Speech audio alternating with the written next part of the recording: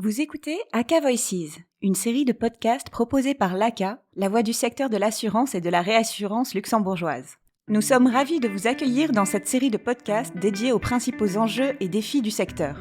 Le secteur de l'assurance et de la réassurance est une composante essentielle de l'écosystème financier luxembourgeois.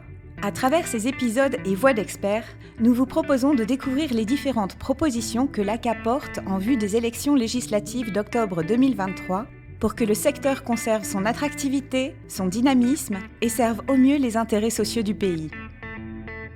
Bonjour à toutes et à tous, je suis Adrien Bertrand, conseiller économique à l'ACA. J'ai le plaisir aujourd'hui d'accueillir Alain Nicolaï. Bonjour Adrien, bonjour à tous.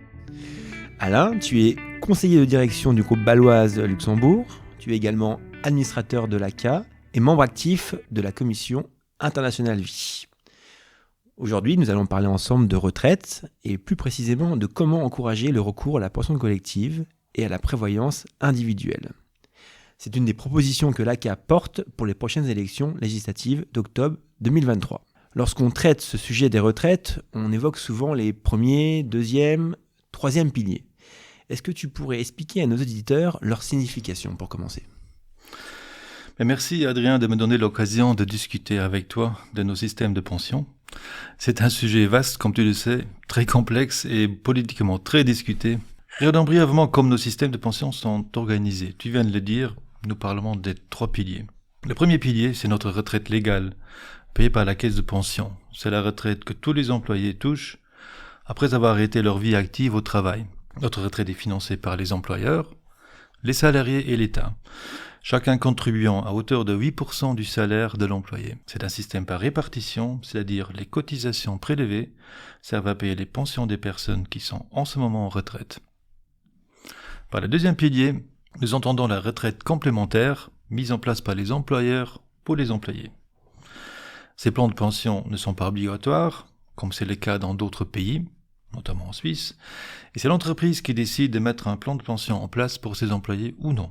Il décide également de la hauteur de la cotisation qu'il veut allouer à ce plan, et ici on parle d'un système de capitalisation, c'est-à-dire chaque employé touche, lorsqu'il part en retraite, un capital constitué de la somme des cotisations payées pour lui, majoré évidemment des intérêts générés. Finalement, le troisième pilier est la retraite complémentaire que chaque personne individuelle constitue pour soi-même.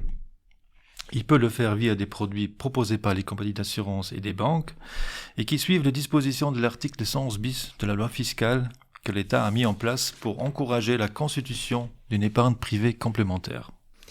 Les trois piliers sont clairement définis, merci Alain. Abordons, si tu veux bien, maintenant les défis et les enjeux auxquels ils sont confrontés. Et commençons peut-être par celui qui est le plus complexe, le premier pilier, notre régime de pension. Quelles sont les problématiques auxquelles le système de pension doit faire face, en tout cas ici à Luxembourg, et quelles sont, selon toi, les mesures d'amélioration que nous pourrions envisager ? Mais notre système de retraite actuel est plutôt généreux et amène à un niveau de rente par rapport au dernier salaire très élevé, un des plus hauts en Europe. Le Luxembourg pouvait se permettre dans le passé de payer de telles rentes, car nous avons profité depuis plusieurs décennies d'un environnement économique très dynamique et d'une évolution démographique extrêmement favorable. Or, les paramètres sont en train de changer. D'abord, on a une grande vague de baby-boomers, les gens nés dans les années 50 et 60, comme moi, qui partent maintenant en retraite. Il manque dès à présent pour payer les cotisations et d'autre part, ils commencent à toucher leur pension. L'espérance de vie s'est heureusement fortement accrue. Au final, le nombre de rentes à payer croît fortement et en plus, il faut les payer de plus en plus longtemps. Et si le système était jusqu'à présent en équilibre et générait même un surplus, la tendance va s'inverser et à partir de 2027, suivant les prévisions de l'IGSS, le montant des rentes à payer serait supérieur aux cotisations perçues et les déficits augmenteraient d'année en année. Le système n'est donc pas soutenable et l'ACA soutient la revendication de la Chambre de commerce qu'une réforme d'un système de retraite devient impératif. Cependant, la retraite légale est et doit rester le socle de dispositif des retraites, mais la population doit être incitée à la compléter. Le recours au deuxième pilier, donc la pension complémentaire collective, et le troisième pilier, la prévoyance individuelle, que nous venons d'évoquer, doit permettre d'assurer un revenu de remplacement socialement acceptable et économiquement viable. Dans ce contexte, le recours à ces deux piliers doit encore être plus encouragé par le gouvernement. Oui, tu viens d'évoquer, Alain, le deuxième pilier. Est-ce que tu pourrais brièvement nous partager sur le rôle essentiel de la pension complémentaire collective, quels sont les défis pour financer justement la Caisse nationale d'assurance pension, et également quelles sont les répercussions pour l'attractivité du Luxembourg et notamment pour l'attraction des talents? Ouais. Tu viens de le dire, et nous venons d'en discuter, la pension complémentaire est un outil important pour faire face aux défis que représente le financement des retraites. C'est un socle complémentaire pour les retraites d'aujourd'hui et surtout pour demain. D'autre part, le deuxième pilier, et tu viens de l'évoquer, est également un outil indispensable pour attirer et retenir les talents clés au Luxembourg. Un environnement qui favorise l'attraction des talents est d'ailleurs une revendication importante de l'ACA que nous avons récemment évoquée dans un autre podcast. En effet, aucun recrutement ne se fait sans que les modalités et avantages du plan de pension ne soient analysés en détail. C'est devenu une composante très importante du package salarial des employés et surtout pour une population d'étrangers ou d'expatriés qui viennent au Luxembourg et qui ont l'habitude d'avoir un deuxième pilier important. Alors parlons concrètement, Alain, pour faire évoluer ce deuxième pilier, quelles sont les propositions, les suggestions que tu aurais également à travers l'ACA pour rendre ce deuxième pilier et cette pension complémentaire collective plus attractive? Tout d'abord, la base légale pour le deuxième pilier existe depuis une bonne vingtaine d'années et a déjà été adaptée à plusieurs reprises et beaucoup de revendications de l'ACA ont été prises en compte dans les amendements.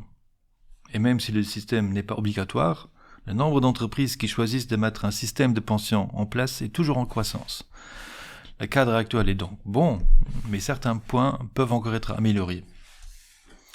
Tout d'abord, s'il existe un plan de pension dans l'entreprise, l'employé peut également ajouter une contribution personnelle afin que les prestations cumulées deviennent plus importantes lors de son départ en retraite. Il existe un cadre fiscal spécifique qui encourage ces contributions personnelles et qui permet une déduction fiscale limitée à 1 200 € par an pour les salariés. Or, ce plafond de 1 200 € a été défini en 2000 avec la loi sur le deuxième pilier et n'a plus jamais été revu depuis lors.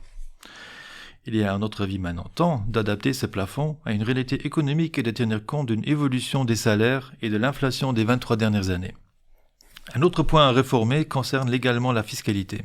Les plans de pension sur la partie des cotisations payées par l'employeur sont soumis à un impôt forfaitaire. Et sur chaque cotisation payée, l'entreprise paye, au titre de l'impôt sur le revenu, également un impôt à un taux fixe de 20%. Mais ça vient d'où ce taux d'imposition forfaitaire, Alain? Pourquoi 20%? Mais pour des prestations similaires au plan de pension, les règles fiscales prévoient généralement une imposition à la moitié du taux global pour le contribuable. Les 20% ici représentent plus ou moins la moitié du taux d'imposition marginale le plus élevé et tiennent en principe ainsi compte du revenu supplémentaire généré par les plans de pension pour les salariés. Or, beaucoup de salariés, et surtout les jeunes salariés, n'ont pas de salaire élevé et n'arrivent pas dans la tranche de revenus avec le taux d'imposition maximal.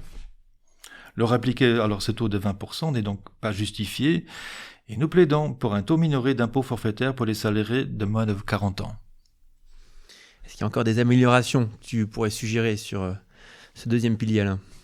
Un troisième point d'amélioration ne concerne pas directement l'attractivité des plans de pension en soi, mais concerne l'accès au logement. Ça, c'est important. Ça, c'est aussi une priorité pour l'ACA que nous soutenons. Oui, donc beaucoup de résidents et de nouveaux résidents ont des difficultés à pouvoir se permettre d'acheter un logement et les salaires d'un couple ne suffisent pas à prendre un crédit hypothécaire et les gens n'ont pas assez d'apport personnel et surtout pas de garantie pour la banque.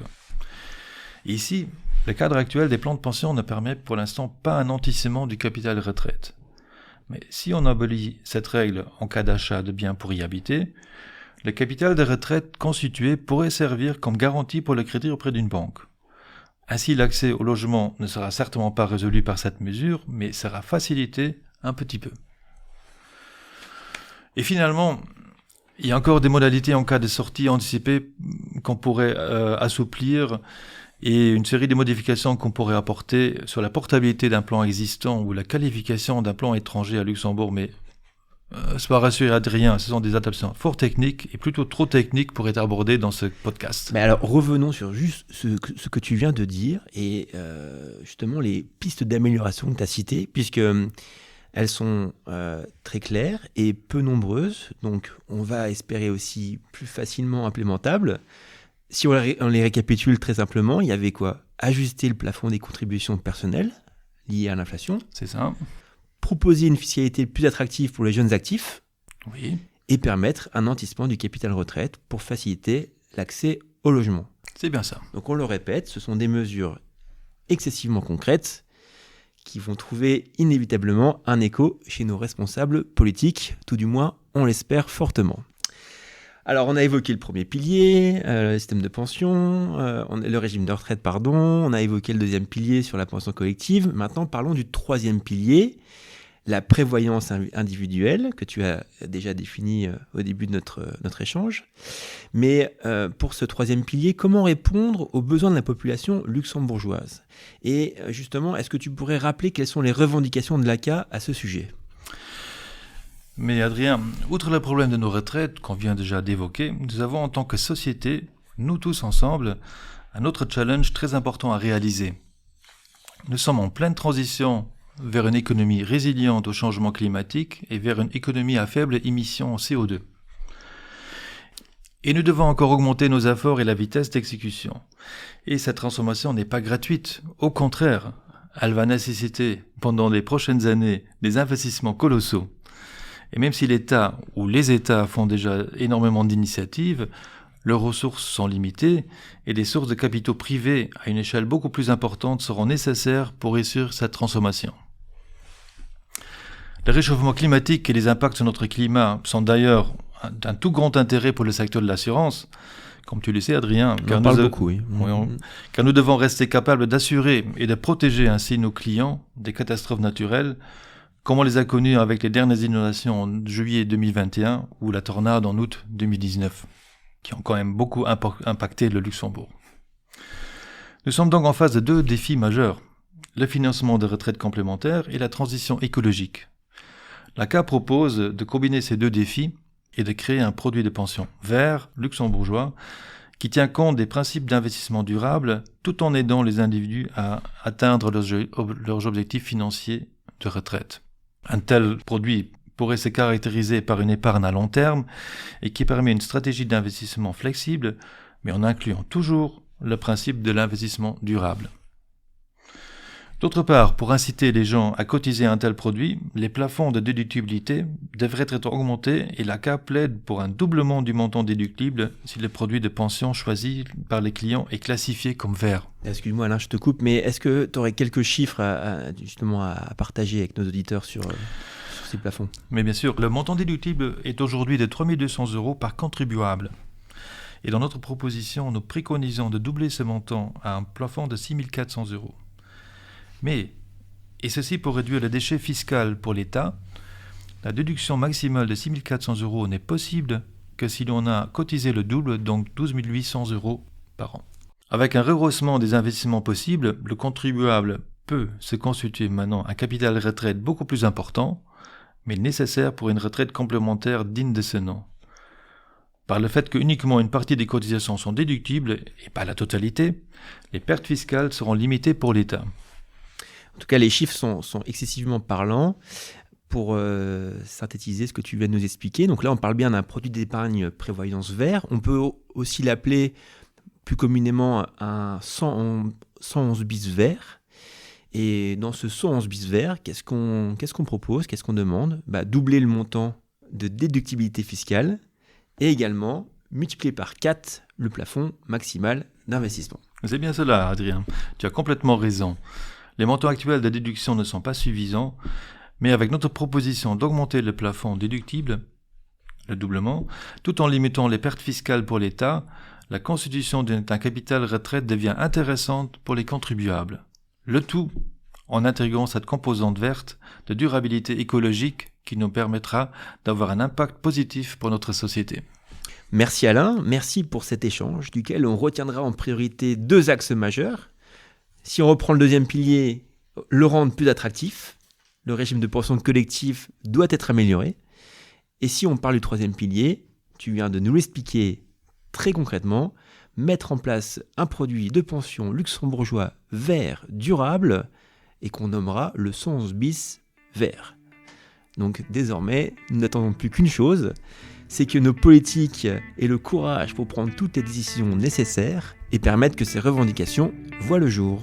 Sur ce, je te souhaite une belle journée, Alain. Merci à toi, Adrien, à toi aussi une bonne journée. Merci d'avoir écouté cet épisode. Nous espérons qu'il a répondu à vos attentes sur le sujet. Retrouvez cet épisode ainsi que l'ensemble des revendications que l'ACA porte en vue des élections législatives d'octobre 2023 à travers un dossier dédié disponible sur le site www.aca.lu. N'hésitez pas à contribuer au rayonnement du secteur et des sujets qui s'y rattachent en partageant cet épisode et en rejoignant la communauté sur notre page LinkedIn ACA Luxembourg. Rendez-vous au prochain épisode.